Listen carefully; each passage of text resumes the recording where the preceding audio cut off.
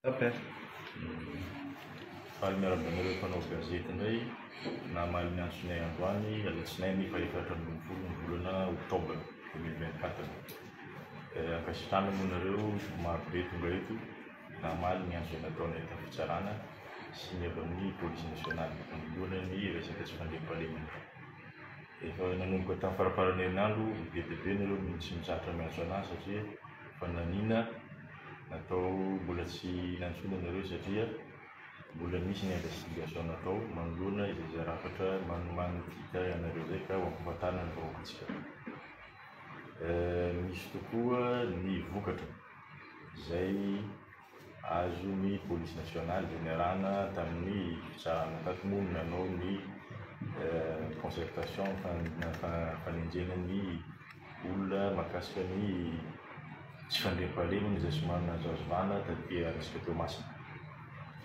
Raha malala fa nanomboka tamin'ny volana avrily somary misy fiakarany kely indrindra ny ataka amin'ny armée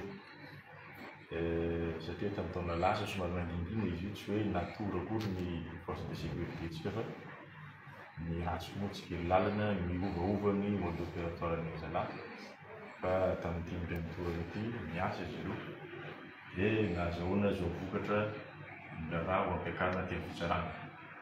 Araka ny teny teo hoe tamin'ny 27 avrily raha nantomboka nisy rataka amin'ny armée Passe Mazava dia nisy dividandra nataon'ny olon-dratsy tamin'izay ka nahitatsika mahafamia balana pasy 8 mm zay no voangon'ny tamin'ny filaminana ary nanomboka teo mandeha ny fanadihadina dia mety tamin'ny filaminana moa zany no filature zareo maka manao renseignement recoupement ny raha zay hitantsika teo. Dia tao ao zay misy ataky ny olona makavola ao amin'ny banky anankiray dia ny mode opératoire mitovitovy amin'ilay zay nitranga tamin'ny 27 avril zay ihany ary balana basy 8 mm ihany koa no nentina nanafika zay olona tamin'izay.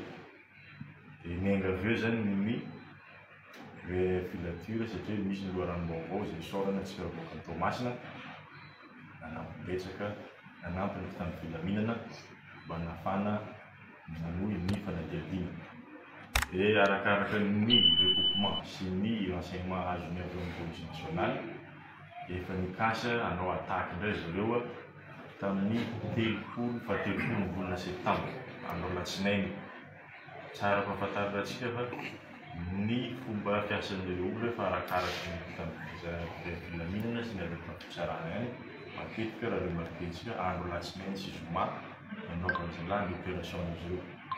Dia natao mandindina moa miaraka ny filature anazy zay ny ankety sy ny fanaonam-baovao mba ahafana ahitana ny marina ny tiraraha ataky izay somary miakatra kely Toamasina ity. Dia tamin'izay fa 13 ny volana septambra zay tsy raikitra ny ataky satria efa paritaka ny polisy sy ny mpitandro filaminana mba hisoroana zay satria mbola tsy fantatra tsara exactement aiza ilay toerana. Fa ny loharanom-baovao indray nahafantarana miemotra indray zoma 4 oktobra tsy fanaovana ilay asa ratsy. Dia ny polisy nasionaly izay soran'izy ireo mandefa ny lehibe-leman'izareo koa niparitaka dia tsy raikitra indray fa ny source sura tena sura fa ho raikitra ny amin'ny faharaiky ambin'ny folo ny volana oktobra ny ataka. Dia efa nisy ny infiltration sy ny fanolorana vaovao nataon'ny polisy. Ireo moa marina anatin'ny tany tsy maintsy manao tactique fampanoavana ny manoloana ny avancement ny enquêten'izy ireo.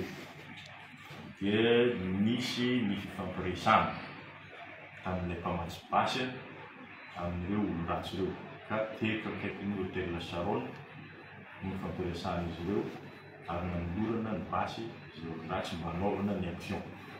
Ka ny farafaritra ankirihiriny no hôtel-ireo hanaovana ny ataky ka fahasaran'ny polisy mialoha ireo olona izay efa nanindreo ny basy izay hitantsika eto mba hanaovana ny asa ratsy.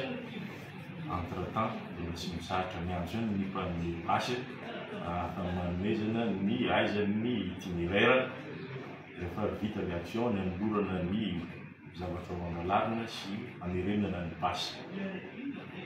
Izy koa moa entre temps efa déployé any amin'ny faritra misy le olona mpanome le basy ary sarina tanizay iny le hitantsika bebe tamin'ny Zoma nanaovana ny opération zay.